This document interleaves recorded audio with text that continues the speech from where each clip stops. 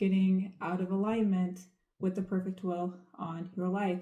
And so what that means is you're me missing out. I kind of try to illustrate it to people as, well, you might not be living in sin, but if you choose to just do what you want to do over what God, like the best that God has for you, whether that's the best job, the best ministry opportunity, the best marriage partner, whatever it may be, you're not living the abundant life that He desires for you to be living. You're ultimately missing out.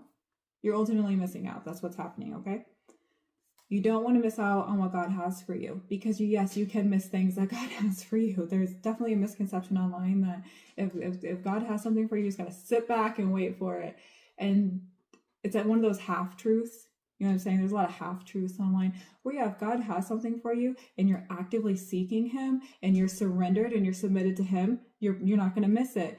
But if you're just doing your own thing and you think, well, if God has something for me, it's just going to land in my lap, think again. That's not how God works, okay?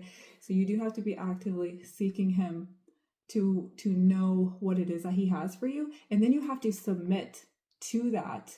You have to submit to that and submit to Him and stay surrendered to Him, giving up things that is not best for you. Okay? That's what it takes to be in the perfect will of God. It is not easy. And if you find yourself in a wilderness season, in a waiting season, well, congratulations, because that there is something in your heart. You have come to a place where you have surrendered to God, and you do want the best plans for your life.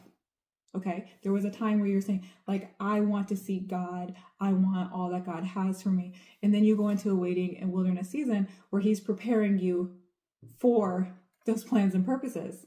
Okay, so try to, when you're in this time of waiting and you fall into discouragement, try to change your perspective. Waiting season and wilderness seasons are good things for believers in Jesus Christ.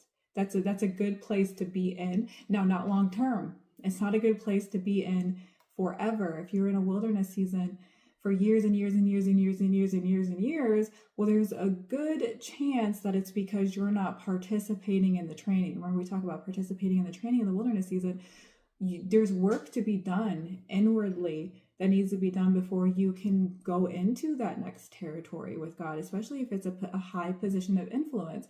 He needs to make sure that certain things are purged and pruned out of you before you can go into that season. So we don't want to be in the wilderness permanently, but it's a good thing to have a wilderness season. So try to change your perspective on that. Okay. In the military,